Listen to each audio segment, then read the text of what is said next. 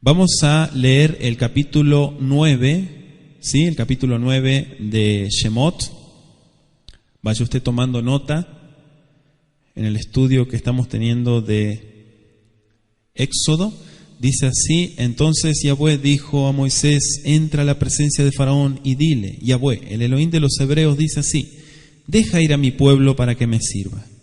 Porque si no lo quieres dejar ir y lo detienes aún, he aquí la mano de Yahweh estará sobre tus ganados que están en el campo, caballos, asnos, camellos, vacas y ovejas, con plaga gravísima, dice.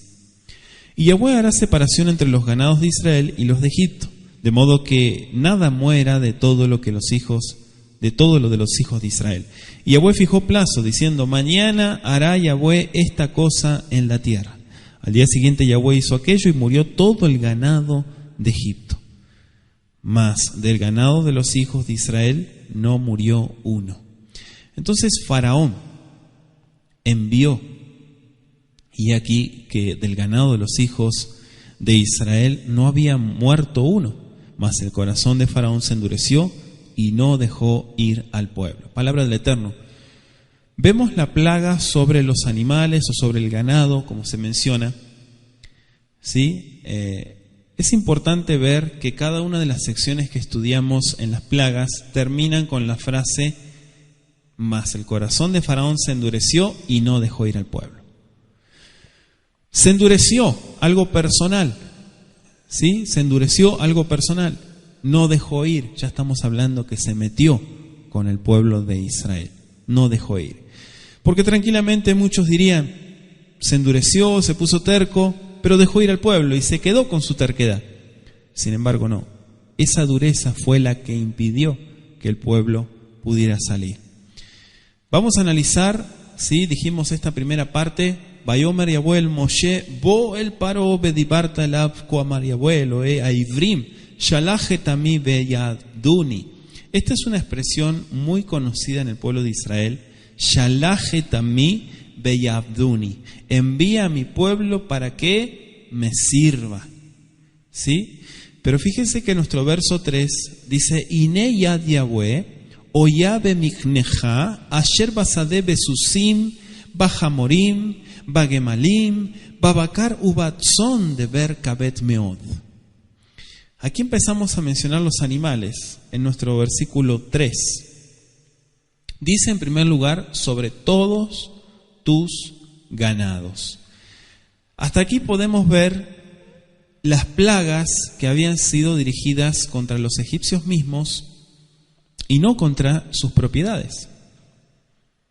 Esta es una separación que hacemos. No le habían tocado sus propiedades, pero aquí sí. Las propiedades pueden haber sufrido algo durante la plaga precedente que estudiamos en el capítulo 8, verso 24, que dice, Yahweh lo hizo así, y vino toda clase de moscas molestísimas sobre la casa de Faraón, sobre las casas de sus siervos y sobre todo el país de Egipto. Y la tierra fue corrompida a causa de ellas. Entonces ahí estamos viendo un factor que marca el versículo. Pero las diversas aflicciones solo habían causado alguna molestia y dolor. Ahora las propiedades iban a ser afectadas, ¿sí? Este es el punto que marca el texto bíblico. Estaba por verse si Faraón quedaría más impresionado por las calamidades que empobrecieran a sus súbditos que por las que solo les causaran sufrimiento personal. Y claro, a veces vemos tristemente personas que viven situaciones en lo personal muy duras, y no cambian.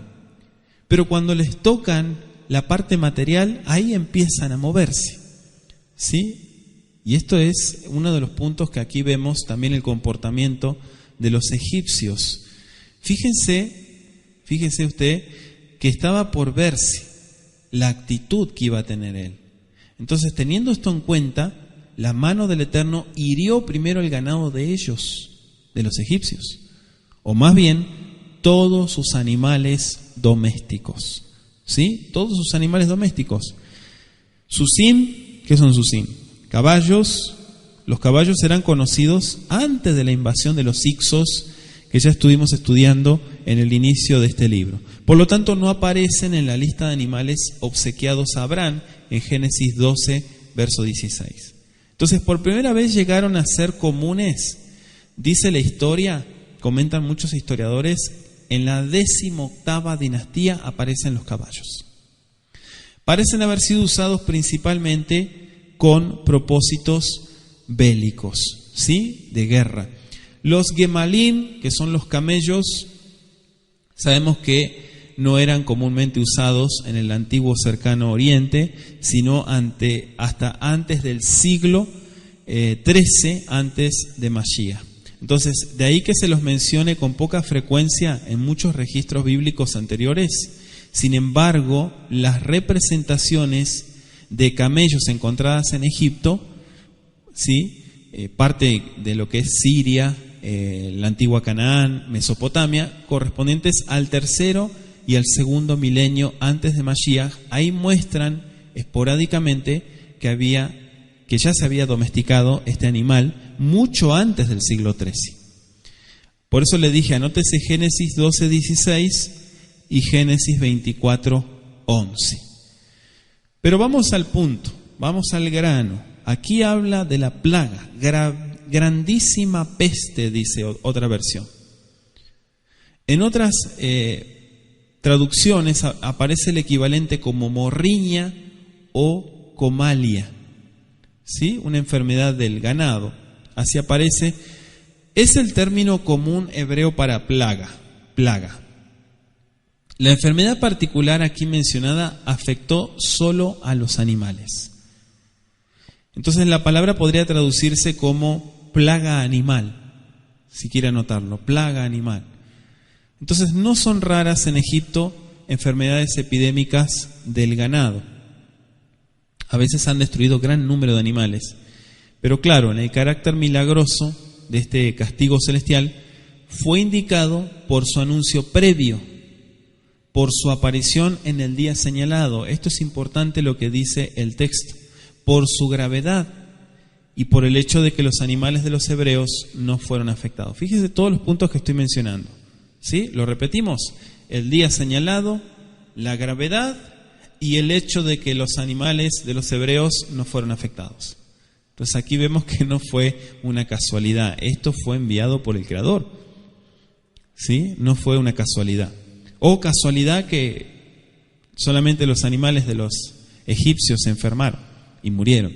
No, esto fue algo enviado por el Creador. Por eso dice nuestro verso 5, Yahweh fijó plazo, diciendo tiempo, mañana, mahar, mañana hará Yahweh esta cosa en la tierra. Ese es el primer punto que analizamos. Se fijó un tiempo definido para la llegada de la plaga, ¿sí? Como es en el caso anterior, en la plaga anterior que estudiamos en el capítulo 8, 23. A fin de que Faraón pudiera reconocer en ella un castigo de Elohim. Entonces también habría un tiempo para que aquellos que creyeran a Moisés recogieran sus animales del campo. Si miramos el capítulo 9, verso 3, dice aquí: la mano de Yahweh estará sobre tus ganados que están en el campo, caballos, asnos, camellos, vacas y ovejas, con plaga gravísima. El anuncio, ¿verdad? Cuando tuvo lugar la plaga siguiente, muchos de los egipcios todavía poseían animales. De hecho, dice el verso 19, envía pues a recoger tu ganado y todo lo que tienes en el campo, porque todo hombre o animal que se halle en el campo y no sea recogido a casa, el granizo caerá sobre él y morirá.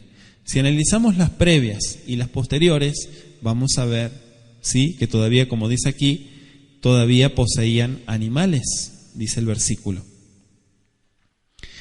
Entonces, el hecho de que muchos egipcios sacaran su ganado del campo indica lo profundamente que habían sido impresionados por el poder del Creador y por todas las catástrofes que se precipitaban tan rápido, como sucedía todo.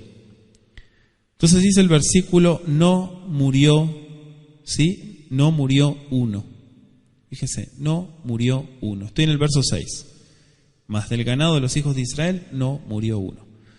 Esto está interesante porque acerca de la distinción entre los israelitas y los egipcios, veíamos en el capítulo 8:22 que dice: y aquel día yo apartaré la tierra de Gosén, en la cual habita mi pueblo, para que ninguna clase de moscas haya en ella, a fin de que sepas que yo soy Yahweh en medio de la tierra.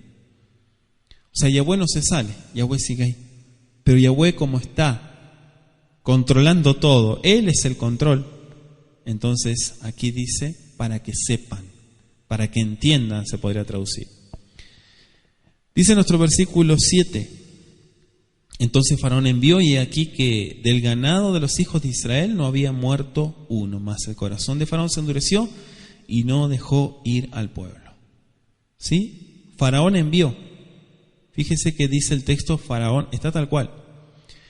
Por primera vez, Faraón manifestó curiosidad acerca de las plagas. Pero a pesar de encontrar que los hechos correspondían con los anuncios de Moshe, no fue seriamente impresionado. Es como que dice que en realidad no se conmovió.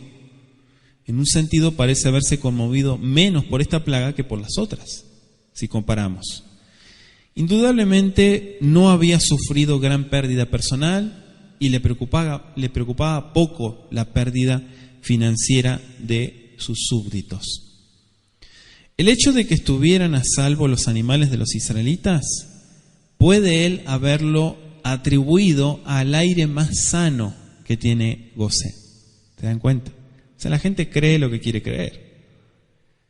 O a un conocimiento superior de sus propietarios en cuanto al cuidado de los animales. Como diciendo, sí, en mis palabras, tal vez hay muchos veterinarios entre los hebreos y seguramente no se murieron porque ellos los atendieron.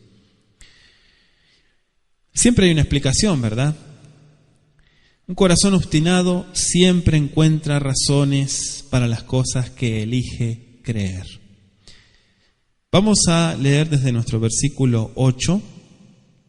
Dice: Yahweh dijo a Moisés y a Aarón: tomad puñados de ceniza de un horno, y la esparcirá Moisés hacia el cielo delante de Faraón, y vendrá a ser polvo sobre toda la tierra de Egipto, y producirá sarpullido con úlceras en los hombres y en las bestias por todo el país de Egipto.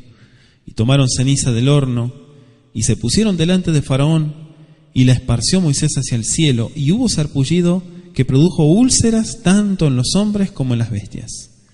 Y los hechiceros no podían estar delante de Moisés a causa del sarpullido, porque hubo sarpullido en los hechiceros y en todos los egipcios. Pero Yahweh endureció el corazón de Faraón y no los oyó, como Yahweh lo había dicho a Moisés. Otra vez se repite, ¿sí?, este versículo. Sarpullido, quizá absceso, un absceso o un forúnculo que se formaba con tipo ampollas. Bueno, no es clara la naturaleza de esta exacta, ¿no?, de esta enfermedad que describe el texto bíblico. Por eso decimos que algunos han pensado que se trata de los así llamados forúnculos del Nilo, ¿sí? Así aparecen bajo ese título, de los cuales sufría mucho el pueblo de Egipto hacia el fin de la inundación anual, y que provocaba una picazón que era casi insoportable, por eso la gente se lastimaba. Claro, en esta dolencia que dicen algunos historiadores es muy común en Egipto, difícilmente podría haber sido considerada como sobrenatural, a menos que se prestara con una gravedad sin precedentes. Fíjense que algunos han pensado que la plaga fue viruela o una enfermedad de la piel similar, no lepra, pero similar a la lepra. Han llegado a pensar eso. Entonces dice nuestro versículo, voy a pasar al versículo 11, dice: Velo yachlu ahartumim lamot lifne Moshe mipene ashechim ki haya ashechin bahartumin ubhol mitzrayim. Aquí subrayé la parte que habla de los hechiceros que no podían estar, porque fíjense que dice que no podían estar delante de Moisés a causa del sarpullido, porque hubo sarpullido en los hechiceros y en todos los egipcios. Parece que hasta entonces los magos, los encantadores, siempre pudieron estar presentes para ver cuando se efectuaron los milagros, aunque a veces no habían podido falsificarlos, decíamos en los estudios anteriores. Pero en esta ocasión la plaga cayó sobre ellos con tal gravedad, dice el texto, que no pudieron acompañar al rey, sino que huyeron a sus hogares a protegerse y a tratar, o sea, a buscar un tratamiento. Dice el verso 13, ¿sí? En nuestro estudio. Entonces Yahweh dijo a Moisés: levántate de mañana y ponte delante de Faraón y dile: Yahweh, el Elohim de los hebreos, dice así: deja ir a mi pueblo para que me sirva. Otra vez, ponte delante de Faraón, le dijo, y dile: el Elohim de los hebreos, Elohei Ibrim, dice el texto bíblico. Vamos a analizar y leer ahora acerca de la sexta plaga, que no tuvo efecto sobre el duro y terco corazón del faraón. ¿Sí? Quedó impasible, ya fuera ante los sufrimientos de su pueblo o ante su propia aflicción. Por lo tanto, se le ordena a Moisés que se presente una vez más delante de él para advertirle de otros y más tremendos castigos que vienen desde el cielo. Dile, dice el texto. Fíjese el imperativo. O sea, Moisés tenía que repetir él mismo el mensaje con las mismísimas palabras de antes, lo cual indica, ¿qué cosa? Que el Eterno no cambia. Dijo una cosa y luego no la cambió. Siguió afirmando lo mismo. El Eterno no cambia. Capítulo 8, versículo 1. Entonces Yahweh dijo a Moisés: entra en la presencia de Faraón y dile: Yahweh ha dicho así, dejaré a mi pueblo para que me sirva. Verso 20, capítulo 8, 20. Yahweh dijo a Moisés: levántate de mañana y ponte delante de Faraón. He aquí, él sale al río y dile: Yahweh ha dicho así, dejaré a mi pueblo para que me sirva. Capítulo 9, versículo 1. Entonces Yahweh dijo a Moisés: entra a la presencia de Faraón y dile: Yahweh el Elohim de los hebreos dice así: deja ir a mi pueblo para que me sirva. ¿Se da cuenta? Entonces aquí vamos a analizar que el largo mensaje que sigue, ¿sí?, hasta entonces sin paralelo, contiene amonestaciones calculadas para impresionar aún al más endurecido corazón. Vamos a leer, dice verso 14 en adelante: porque yo enviaré esta vez todas mis plagas a tu corazón, sobre tus siervos y sobre tu pueblo, para que entiendas que no hay otro como yo en toda la tierra. Porque ahora yo extenderé mi mano para herirte a ti y a tu pueblo de plaga, y serás quitado de la tierra.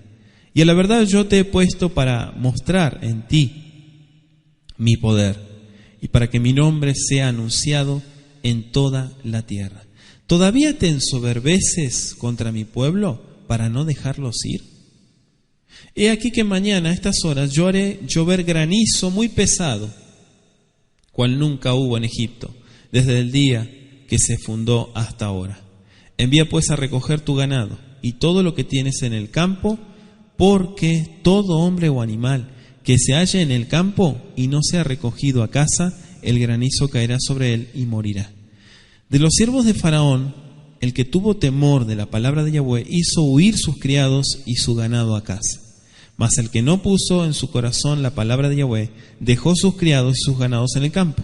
Y Yahweh dijo a Moisés: extiende tu mano hacia el cielo para que venga granizo en toda la tierra de Egipto sobre los hombres y sobre las bestias y sobre toda la hierba del campo en el país de Egipto.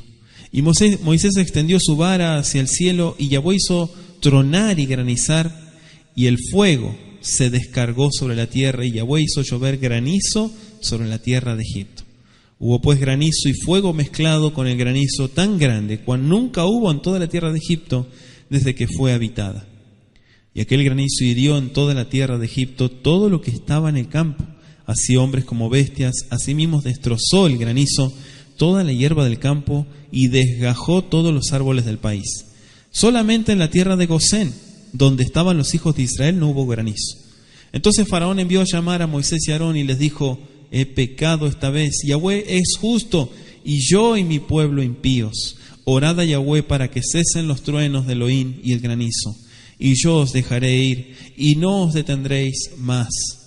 Y le respondió Moisés: tan pronto salga yo de la ciudad, extenderé mis manos a Yahweh, y los truenos cesarán, y no habrá más granizo, para que sepas que de Yahweh es la tierra. Pero yo sé que ni tú ni tus siervos temeréis todavía la presencia de Yahweh Elohim. El lino pues y la cebada fueron destrozados, porque la cebada estaba ya espigada y el lino en caña. Mas el trigo y el centeno no fueron destrozados, porque eran tardíos. Y salió Moisés de la presencia de Faraón fuera de la ciudad, extendió sus manos a Yahweh, y cesaron los truenos y el granizo, y la lluvia no cayó más sobre la tierra.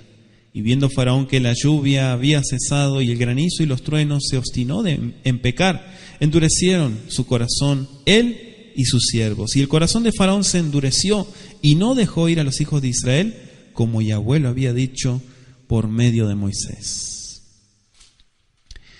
Fíjense el verso 14. Aquí vemos, ¿sí? Todas mis plagas, dice, a tu corazón. Esto está interesante, la expresión que utiliza. Lo que podemos analizar acá es la plaga del granizo, cómo Faraón acude a Moisés, pero vuelve a endurecerse, dice el texto. Y esto fue algo muy grave lo que sucede en todo el país egipcio. Todas mis plagas a tu corazón, en el texto hebreo dice Ki bapamazot ani sholeyach et kol magefotai el libeja. Claro, sabemos que la magefá es la epidemia. Aquí no aparece, ¿sí?, como plaga, sino como epidemia. Mis epidemias, que así se podría traducir. A tu corazón. Uvavadeja, uvameja, vavur tedaki en kamoni bejol haaretz. Esta forma que vemos en el texto bíblico está en el modo enfático. Para aquellos que estudian hebreo y están conociendo los diferentes estilos, aquí este anuncio está en el modo enfático, y claro, contrastaba el futuro inmediato con el pasado reciente, e informaba al rey que el Eterno había de traer sobre él castigos aún más severos que los del pasado. Ahora, como quien dice, podía esperar plagas de mayor intensidad, con mayor alcance, de más rápida sucesión, destinadas principalmente a su obstinado y terco corazón. Claro, la pérdida de su primogénito, el presunto príncipe heredero, como bien ya lo hemos estudiado, sometería su endurecido corazón, y él aún rogaría a los israelitas que se fueran, y rogaría a los dirigentes de estos, así sus peores enemigos, que le dieran su bendición. Por eso vemos el registro en Éxodo capítulo 12, versículo 32, que dice: tomad también vuestras ovejas y vuestras vacas, como habéis dicho, e idos y bendecidme también a mí. Por eso dice así. Ahora vamos entendiendo muchos puntos por qué están de esa forma expresados. Yo extenderé mi mano, dice el versículo 15. Ki ata shalachti et yadi va'ach otcha ve'et amecha vadaver vetikachet min haaretz. Las formas verbales hebreas que vemos de este versículo están en tiempo perfecto, no están en imperfecto, no están en futuro, ¿sí? Como las traduce muchas otras versiones, bueno, la Reina Valera y otras versiones muy tradicionales. Entonces, con lo que aquí se crea al menos una contradicción aparente, dicen algunos, tenemos que ver lo que dice el verso 16. A la verdad, yo te he puesto para mostrar en ti mi poder, para que mi nombre sea anunciado en toda la tierra. ¿Sí? Behol haaretz, saper shemi behol haaretz. Fíjense que dice para mostrar. Dice el versículo 16: Babur areotcha et kohi ulman saper shemi behol haaretz. El Eterno procede a explicar su razón por no haber destruido ya a Faraón, cuya obstinación hacía mucho tiempo que demandaba un castigo tal. Pero la razón aquí que se presenta es doble. ¿Cómo doble? Sí. Uno, para que Faraón pudiera experimentar y así llegar a reconocer el poder del Elohim verdadero y ser compelido repetidas veces a darle la exaltación al Creador. Y dos, para que el nombre de Yahweh fuera proclamado por toda la tierra. Y esto se cumplió completamente y Faraón fue forzado a admitir no solo el poder superior de Elohim, sino también su justicia. Vaya conmigo al verso 27, 9:27. Entonces Faraón envió a llamar a Moisés y Aarón y les dijo: he pecado esta vez, Yahweh es justo y yo y mi pueblo reshaim, impíos. ¿Sí? Verso 27. Todos los grandiosos acontecimientos que procedieron al éxodo y lo acompañaron alcanzaron, podríamos decir, una fama mundial. Porque muchos pueblos, y podemos ver, decíamos en los estudios anteriores, libros como el Deuteronomio, donde se relacionan con otros pueblos y otras culturas, ya conocían lo que había sucedido en Egipto. La noticia llegó a oídos, por eso es que muchos le tenían terror a los hebreos, por lo que había sucedido en Egipto. Entonces, lo que podemos ver acá es que de acuerdo con su costumbre de no registrar los sucesos adversos, los egipcios no dejaron ningún rastro del éxodo en sus monumentos. ¿Sí? No dejaron ningún rastro. Por eso es que vienen muchos y empiezan a decir: el éxodo no existió, no hay registro, no sucedió, es un mito. No pudieron impedir la propagación del relato de estos hechos en las otras naciones. Si miramos Éxodo 15, verso 14, ¿qué dice? Lo oirán los pueblos y temblarán, se apoderará dolor de la tierra de los Plishtim, de los filisteos. Acompáñeme a Josué 2:10. Josué 2:10. ¿Qué dice? Porque hemos oído que Yahweh hizo secar las aguas del Mar Rojo delante de vosotros cuando salisteis de Egipto, y lo que habéis hecho a los dos reyes de los amorreos que estaban al otro lado del Jordán, a Sehón y a Og, a los cuales habéis destruido. Hemos oído. Se han enterado. ¿Sí? Entonces hay muchas porciones que nos hablan de esta manera y vemos que los pueblos sabían. Hoy en día, aunque han pasado más de 3 milenios desde que sucedieron estas maravillas en la tierra de Egipto, en el campo de Zoán, como dice el Salmo 78:12, el relato es leído en más de 1000 idiomas. Más de 1000 idiomas. En cada país del mundo, proclamado por incontables millares de maestros que enseñan y que exponen, y todavía es creído por millones y millones de personas. ¿Podría haberse cumplido más literalmente alguna profecía como la que fue dirigida al rey de Egipto? El tiempo futuro usado al traducir Éxodo capítulo 9, versículos 15 y 16, ha inducido a una mala comprensión del carácter de Elohim y de la naturaleza, ¿sí? De su trato con los hombres. A eso me refiero. Por eso es que cuando la gente se maneja en traducciones, en interpretaciones, lo decimos siempre: una traducción o interpretación es la idea de alguien, ¿sí o no? Es la idea de alguien. Sin embargo, cuando usted conoce las fuentes, usted no se come el cuento.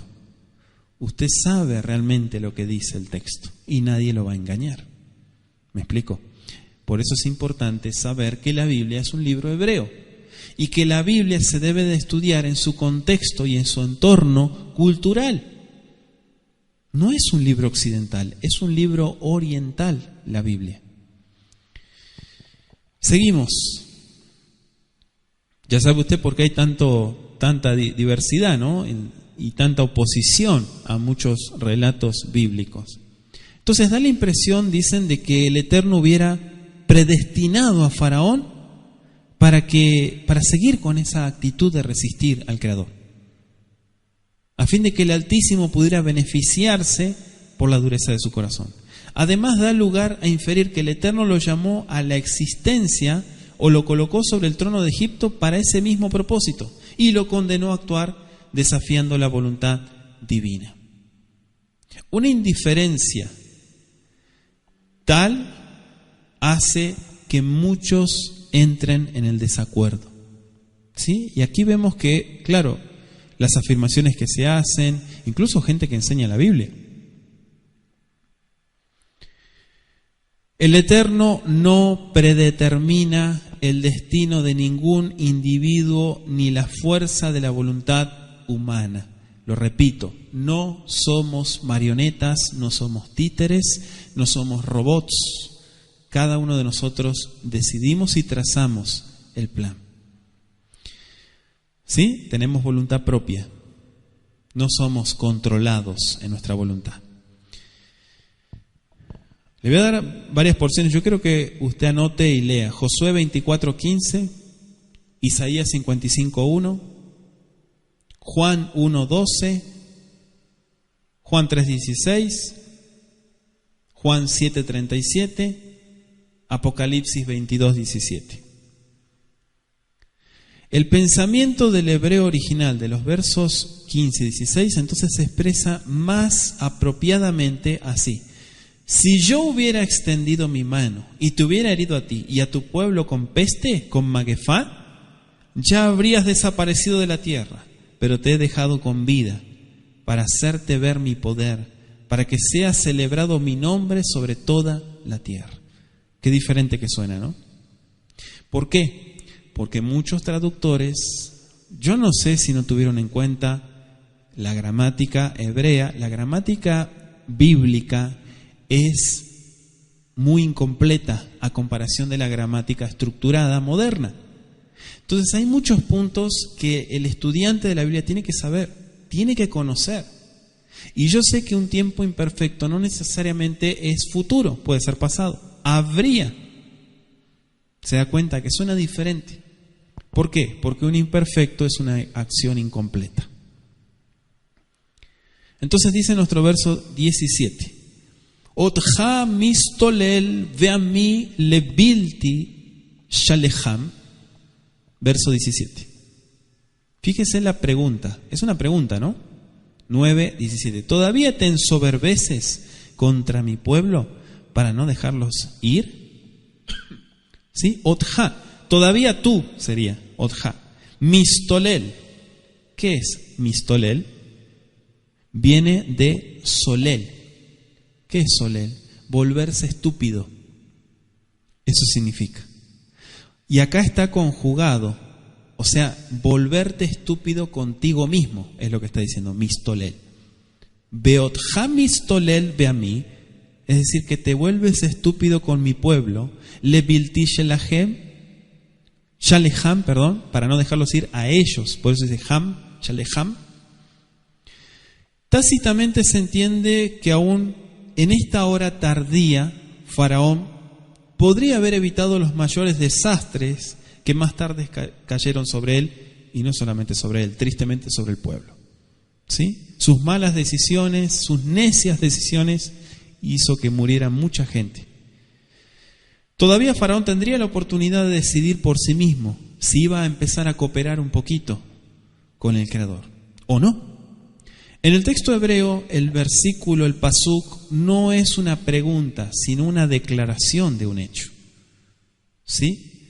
No es todavía estarás haciendo esto, lo que explicábamos recién, sino todavía eres así. ¿Sí? Todavía eres solel.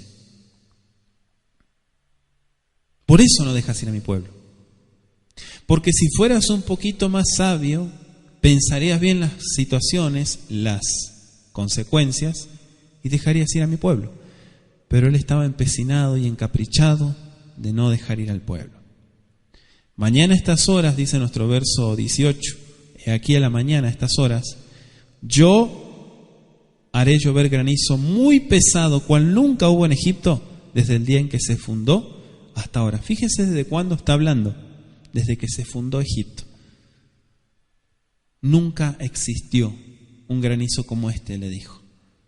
¿Sí? Ineni mamtirka et mahar baratakabet. El hecho de que se fijara el tiempo para el comienzo de la plaga, de alguna manera haría comprender al rey que Yahweh es dueño del cielo y la tierra. Las fuerzas de la naturaleza, todas son, ¿sí? En el antiguo Egipto, todas las fuerzas de la naturaleza son objetos de Avodat Zará egipcia, Mitzri. ¿Sí? Avodat Zará Mitzri, idolatría egipcia. Todas. Eran las criaturas del poder divino, estaban subordinadas a su voluntad. Entonces, si estudiamos y analizamos, por eso le compartía sobre este libro del Antiguo Egipto, historia, mito y antigüedad, de un pueblo que se forma, pero también de aquellos hebreos que pasan, que van de paso en una historia egipcia. La idolatría, un enemigo, ¿no? Un enemigo no solamente del pueblo, sino del Creador, del único Creador de toda la existencia. Ahora sabemos que lejos de poder ayudarles, todos estos elementos de la naturaleza, considerados por los egipcios como sus dioses, estaban bajo el control del Creador de la existencia. ¿Sí? Pero claro, si vemos y analizamos lingüísticamente el texto hebreo, siempre estamos analizando y viendo que es Elohe Ibrim. Claro, hoy en día entendemos que es diferente, pero en esa época Elohe Ibrim se identificaba como un Dios que levantaban los hebreos y que solamente era el que gobernaba, el que los gobernaba a ellos. No gobernaba todo el universo, solamente gobernaba a ellos. Entonces aquí se empieza a dar a conocer un punto importante. Se toca la idolatría, se toca todo, por eso dice el Elohim de sus enemigos. Los hebreos se habían considerado ya enemigos. Ahora Él los usaría como instrumentos para el castigo de los que los adoraban. Y me refiero a la naturaleza, ¿sí? La fuerza de la naturaleza. Por eso decimos que es dueño Elohe Shama o Shmaya Be'aretz. Y fíjense que dice granizo muy pesado. ¿Sí? El texto tiene el versículo 18. Kaet mahar, varad kavet meod, varad kavet meod. Granizo muy pesado. La lluvia, y más especialmente el granizo, como explica el texto, son comparativamente raros en Egipto. La región, por ejemplo, del Cairo, solo tiene una precipitación anual de lluvia a unos 6 milímetros. Y al sur del Cairo, la lluvia es algo muy extraño, muy raro. A veces no cae ni una gota durante años. Escuche muy bien. Por lo tanto, es comprensible que una tormenta de granizo, tal como la que se describe en los versos 23 y 24 de nuestro capítulo 9, fuera algo tan extraordinario como para ser considerado un acto de castigo divino. Fíjense el verso 27. Lo leemos de vuelta. Entonces Faraón envió a llamar a Moisés y Aarón y les dijo: he pecado esta vez, Yahweh es el justo, y yo y mi pueblo somos los impíos. Se reconoce, ¿verdad? Pero dice el Eterno en el verso 18, nunca jamás sucedió desde el día en que se fundó. Y esto procede de otra típica expresión egipcia traducida por Moisés al hebreo, lo cual, con muchas otras, aquí nos muestra que el autor estaba muy familiarizado con el idioma egipcio. El verso 24, el mismo pensamiento se expresa con las palabras desde que comenzó a ser nación. Hay muchas inscripciones egipcias que se refieren al antiguo pasado, cuando su primer rey unió varias tribus formando una nación. Pasamos al verso 19. Beata shelach aez et michnecha be'et kol asher lecha basade kol ha'adam ve'avema asher itzmatze Vasadevelo Yasef, Abaita, Beyarat, Alem, Abarat Vametú. ¿Sí? Fíjese que otra vez se repite la palabra Barat. Pero le dice, envía pues a recoger tu ganado. Todavía le está advirtiendo. Aún en medio del castigo, ¿sí? El Eterno todavía mostrando misericordia. Todavía. Advirtiendo a los egipcios de su ruina inminente. Aconsejándoles que se protejan, ¿no? Tanto ellos como su propiedad. Si Faraón y sus siervos hubieran aceptado la advertencia dada del Creador con misericordia, como decíamos, se habrían salvado las vidas tanto de hombres como de bestias. Pregunta, ¿murió mucha gente? Muchísima gente murió con estas plagas. Muchísima gente murió. ¿Por qué? Porque estamos hablando de magefotai, epidemias, enfermedades, pestes. Pero bueno, aquí vemos el versículo que claramente le deja, ¿sí? La aclaración. No fue tomada en cuenta la advertencia. Y se produjo, dice el verso 25 del capítulo 9, una gran pérdida de vidas. Vamos a leerlo. Verso 25. Aquel granizo hirió en toda la tierra de Egipto todo lo que estaba en el campo, así hombres como bestias. Asimismo destrozó el granizo toda la hierba del campo y desgajó todos los árboles del país. ¿Sí? Aniquiló a todos. Verso 20. Seguimos avanzando. Ayaré et debar Yahweh, me'avede paro enis, et abadav betut mikneu el abatim. Vamos a subrayar que dice el que tuvo temor. Estoy en el capítulo 9, versículo 20. De los siervos de Faraón, el que tuvo temor. Subraya ahí. ¿Tuvo temor de qué? De la palabra de Yahweh. Hizo ir sus criados y su ganado, ¿sí? A casa, dice. Fíjese aquí que no todos se rebelaron, sino que algunos hicieron caso. Entonces, por primera vez aquí se hace la insinuación de que había egipcios que habían aprendido a temer al Creador. Y es indudable que el efecto de las plagas gradualmente sí había convencido a muchos de ellos de que el Elohim de los hebreos era en realidad un Elohim todopoderoso. Probablemente todavía no lo conocían como el único Elohim verdadero, sino solo como uno a quien convenía respetar y aplacar. En el Éxodo, gente extranjera, escúchelo muy bien. Esto tomé nota también de Números 11:4, Éxodo 12:38. En el libro de Shemot, gente extranjera, gente no nativa, no del pueblo, los cuales con seguridad no eran hebreos. Salió de Egipto junto con los esclavos que se iban. Por eso le dije Éxodo 12:38. Entonces, como resultado de las plagas, muchos egipcios deben haber llegado a la conclusión de que les sería mucho más ventajoso unirse con aquellos esclavos hebreos y beneficiarse con una lealtad, a lo menos nominal, a su Elohim.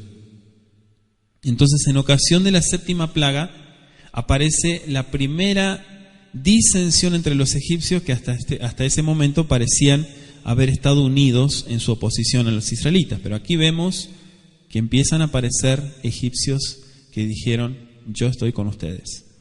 ¿Sí? Yo estoy con ustedes. Algunos de los siervos funcionarios de Faraón aprovecharon de la advertencia dada por Moisés. Y eso está en los versículos, capítulo 9, versos 19 y 20. ¿Sí? Envía pues a recoger tu ganado y todo lo que tienes en el campo, porque todo hombre o animal que se halle en el campo y no sea recogido a casa, el granizo caerá sobre él y morirá. De los siervos de Faraón, el que tuvo temor de la palabra de Yahweh hizo ir sus criados y su ganado a casa. De los siervos de Faraón. ¿Sí? Funcionarios del Faraón. Y pusieron a cubierto su ganado y rebaños antes de esta tormenta que iba a venir. Entonces el verso 21 dice, el que no puso en su corazón Aquí vemos proporciones suficientes como para poner en peligro la vida de hombres y bestias. Todo esto estaba experimentando Egipto y parecía imposible en absoluto.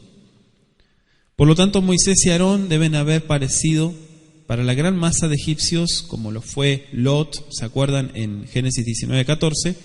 Para sus yernos, como que se burlaban. Dice nuestro verso 22, Vayomer Yahweh el Moshe netet yadeja al hashamayim vi varat bechol eretz Mitzrayim al Adam beal avema beal kol eseb hasadeh beeretz Mitzrayim. Ahí está otra vez. Vi varat, que sea el granizo, dijo. ¿Sí? Y esto fue muy fuerte, golpeó, dice el verso 21, y vemos el verso 22 ahora. ¿Hacia dónde? Hacia el cielo extiende, le dijo. La acción de extender la mano hacia el cielo fue apropiada.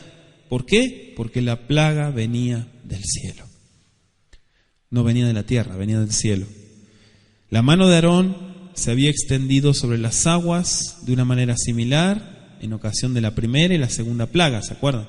Capítulo 7:19, 7:20, 8:6, sobre el polvo de la tierra, 8:17, pero ahora extiende al cielo, le dijo.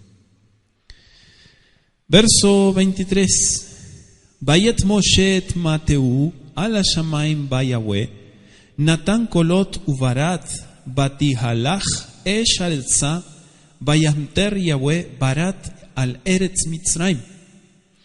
Aquí comenzando con la séptima plaga, Moisés pasa al frente como el único instrumento de Elohim. Cuando llamó a los representantes de los israelitas, Faraón todavía mandó buscar a Moisés y a Aarón. ¿Sí? Eso lo vemos también en el verso 27. Como los dos con quienes había estado tratando desde que comenzaron las plagas. Pero Moisés ahora se convierte en el portavoz de Elohim en la presencia del rey y el ejecutor de los castigos divinos. Hasta aquí dijimos que Aarón estaba con él y era el portavoz, pero aquí Moisés se pone al frente. Ahora ya debe haber perdido su timidez o su temor, como explican algunos comentaristas. Debe haberse convertido en el defensor de la causa del Creador, como lo fue hasta el fin de su vida. Por eso dice tronar, granizar y fuego. Aquí vemos cómo empieza a golpear el país. Solo se había predicho granizo, comúnmente rayos, truenos. Todo eso acompañaba la granizada de los climas cálidos, ¿no? Pero la escena aquí, provocada por la electricidad, que se describe como fuego que corriera sobre la tierra. Dice la palabra Esh. Esh es fuego. Entonces parece haber sido algo correspondiente como a bolas de fuego que caían. Y claro, destruían todos. Imagínense que los árboles los abría como un abanico. Verso 25. Seguimos avanzando en nuestro estudio. Vaikach abarad bechol eretz Mitzrayim et kol asher basadeh me'adam be'ad ve'ema be'kol eseh basadeh ika abarad be't kol etz asadeh shiber. Shiber quiere decir que lo hizo pedazos, lo destrozó. ¿Sí? Destrozó la hierba y destrozó, también dice, los árboles. Pero llegamos finalmente al verso 27, Vaishlach Paroch, Vaikra le Moshe ule Aarón. ¿Sí? Envió Faraón y llamó a Moisés y Aarón. Vayomer alein, les dijo a ellos, Hatati, he pecado, apam, esta vez, Yahweh atzadik, Yahweh es el justo, Bani ve'ami hareshaim, y yo y mi pueblo somos los malvados, dijo. Hatati, fíjese la plaga del granizo que hizo una impresión mayor sobre el rey que cualquiera de los castigos previos. Fue la primera plaga que produjo la muerte de tantas vidas, ¿sí? Tantos hombres. Por eso fue tan llamativa, tan terrible manifestación del poder divino que él había experimentado hasta entonces. Por eso Faraón fue más humilde que antes. ¿Sí? No fue humilde, sino fue más humilde, un poquito más humilde que antes. Y aunque 2 veces había llamado a Moisés y le había pedido que eliminara las plagas, ya estudiamos en el capítulo 8, esta fue la primera vez en que este orgulloso rey admitió el error de su actuar, de su proceder. Fue notable esta confesión. Hatati, sin embargo, no representó un sincero arrepentimiento. ¿Por qué? Porque ¿cómo termina el capítulo 9? Y el corazón de Faraón se endureció y no dejó ir a los hijos de Israel como Yahweh lo había dicho por medio de Moisés.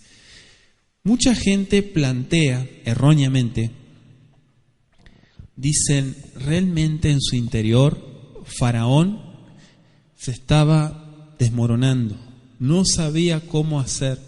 Él estaba pidiendo ayuda, pero había una fuerza sobrenatural que impedía que él deje ir al pueblo. Y eso es incorrecto. Él mismo era el culpable de su actuar. ¿Sí?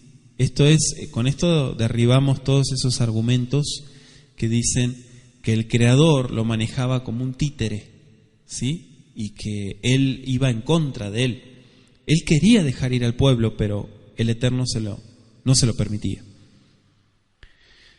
Seguimos avanzando en el estudio. Me llamó la atención la limitación en el texto hebreo que dice Hatati apa'am. En el texto hebreo, claro, tiene el artículo definido, pero pa'am significa vez. Está diciendo he pecado esta vez. Como diciendo las otras no he pecado, solamente esta vez he pecado. Y vemos y analizamos en el texto hebreo la actitud de este monarca. Verso 28, ¿sí? 28 estamos ya. Dice, Aetiru el Yahweh, Berav miyot kolot Elohim, Ubarat bash lecha, etchem belotosifum lahamod. No os detendréis más, dice esta porción. Como que el rey dio su palabra de dejar partir a los hebreos si tan solo cesaba la plaga. Con la condición, dice aquí. Dice el verso 29, salga yo de la ciudad. Posiblemente aquí, cuando habla de la ciudad, bueno, no dice, pero posiblemente puede que sea Memphis o Tanis. Más probablemente puede ser Tanis, la última. Anote Éxodo 7:15, que es donde residía el rey, ¿se acuerdan? Y a donde fueron Moisés y Aarón cuando el Eterno los envió a entrevistar al rey, o cuando fueron llamados por él. Extenderé mi mano, dice el verso 29. Y este es uno de los diversos textos en los cuales se menciona la costumbre de extender las manos en oración. ¿Sí? De hacer esto. De ahí viene muchas de estas costumbres. No solo Moisés oraba de esa manera, sino también Job, vemos Job 11:13, Salomón, segundo de Crónicas 6:13, Esdras, ¿sí? En Esdras 9:5, y dice el texto de Yahweh es la tierra. ¿Sí? De Yahweh es la tierra. Me hace acordar esto al Salmo 24. ¿Sí? Yahweh umló a Aretz, y su plenitud, todo le pertenece a él. Claro, la palabra traducida tierra, tenemos que entender que no habla de tierra en general, sino acá se traduce como país, porque está hablando de una región. Y se aplica a Egipto. La primera es probable, correcta, porque siempre fue el propósito del Eterno enseñar a los hombres a reconocerlo, no como un Dios local, no como un Dios nacional, ¿sí? Sino como el gobernante, el dueño de todo el universo, de toda la existencia. Por eso lo resumimos en hebreo, Ashamain ve'aretz, los cielos y la tierra. ¿Tienen limitación los cielos? No, no tienen limitación. Y cuando hablamos de Aretz, estamos hablando de la materia. Estamos hablando de la materia. Versículo 30, 9:30. Dice, pero yo sé que ni tú ni tus siervos temeréis todavía la presencia de Yahweh Elohim. El lino pues y la cebada fueron destrozados porque la cebada estaba ya espigada y el lino en caña. Fíjese estos dos versículos. Acá se está hablando de el verso que dice: yo sé que ni tú ni tus siervos temeréis. O sea, sabiendo Moisés que la actitud del rey permanecería tan inexorable, como decíamos, como siempre, una vez aliviado, ¿no?, del dolor, ya se acabó el problema, pues ya volvemos a lo mismo. Entonces, el verdadero temor de Yahweh se muestra mediante la obediencia a sus mandamientos. Pero el temor de Faraón era de la clase del que sienten, ¿sí?, como dice la Biblia, incluso los demonios. Dice Santiago 2:19, ellos también creen y tiemblan. Un temor piadoso conduce a la obediencia, pero el temor del corazón de Faraón lo indujo a hacer falsas promesas y aún pecar mayormente. El genuino temor a Yahweh no es el temor rastrero experimentado por Faraón, sino un espíritu de temor reverente que resulta en apreciar la majestad y el poder del Creador, pero a través de la obediencia.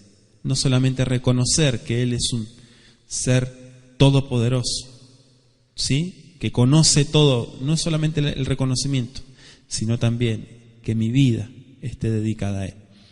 Dice el lino, fíjense que aquí hablamos en el verso 31 del lino, verso 32 el trigo, se habla del centeno también en el verso 32. Claro, acá la información concerniente a las cosechas que sufrieron nos indica aproximadamente el tiempo del año en que ocurrieron las plagas. Y esto es un dato importante también del escritor, de Moisés. Los egipcios cultivaban lino porque preferían las vestimentas de lino. Los sacerdotes solo se vestían de lino. También habla en caña. Fíjese que mejor, digamos, en el texto hebreo se podría traducir como estaba en floración, ¿sí?, no en caña. Y esto sería hacia el fin de enero o los comienzos de febrero. La cebada estaba ya espigada, dice el texto, aproximadamente por ese mismo tiempo. Generalmente se la cortaba como por marzo, por ahí, que ya es el tiempo que conocemos como Pesaj. Por regla general se cultivaba cebada para la preparación de cerveza, ¿sí?, una bebida muy común en el antiguo Egipto. También se usaba para alimentar los caballos y con ella se preparaba pan para las clases más pobres. En cuanto al trigo, dice nuestro verso 32, que en Egipto la cosecha de trigo comenzaba más o menos un mes después que la de cebada. O sea que estamos hablando de la primera parte de abril. El centeno no crecía en Egipto, pero generalmente se acepta que la palabra hebrea aquí traducida centeno en realidad era espelto. ¿Sí? Si vamos al hebreo dice espelto, no dice centeno. Centeno dice en las versiones en español. Entonces podemos ver una calidad inferior de trigo que actualmente se cultiva en Egipto como una segunda cosecha. Hay muchos monumentos que muestran esto también. No nos estamos basando simplemente en una versión. Hay mucha historia escrita. Se cultivaba con más profusión en tiempos antiguos que hoy en día. Es otro dato también. Y se sembraba simultáneamente con el trigo. ¿Sí? También maduraba por el mismo tiempo. Estamos hablando a fines de marzo, por ahí. Fines de marzo, principio de abril. La observación de que el lino y la cebada habían sido destruidos, pero el trigo y la espelta se habían librado de un daño mayor, aquí nos está mostrando el texto bíblico que la plaga de granizo debe haber ocurrido a fines de enero o a principios de febrero. ¿Sí? Y eso sería 2 o 3 meses antes del Éxodo. ¿Por qué? Porque en marzo, abril es cuando salen el pueblo hebreo y se les ordena celebrar el Pesaj. Entonces todo eso lo podemos ver acerca de la duración de las plagas. Yo le invito a que anote desde el capítulo 7, 25 hasta el capítulo 9, 31. Verso 34, ¿sí? Y viendo Faraón que la lluvia había cesado y el granizo y los truenos Se obstinó en pecar y endurecieron su corazón él y sus siervos. Se obstinó en pecar, otra vez. ¿Sí? Endureció su corazón, como Moisés lo había predicho, lo había profetizado, y es evidente que sus signatarios lo apoyaron en esa decisión y actuaron igual. Aunque la plaga siguiente, lo que vamos a ver es que convenció la inutilidad de una resistencia adicional. Me refiero a Éxodo 10:7. Pero no es seguro si apoyaron a Faraón por como quien dice, por servilismo, ¿sí?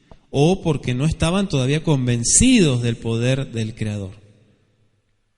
Algunas de las plagas precedentes, la séptima otra vez demostró la inutilidad del arrepentimiento proveniente del temor. ¿Sí? Es como quien dice, hacer las cosas por miedo, eso es lo más barato que hay. ¿Sí? Es lo más falso que hay. Hacer las cosas por miedo. Eso no sirve. Y esto es lo que pasó en la gente.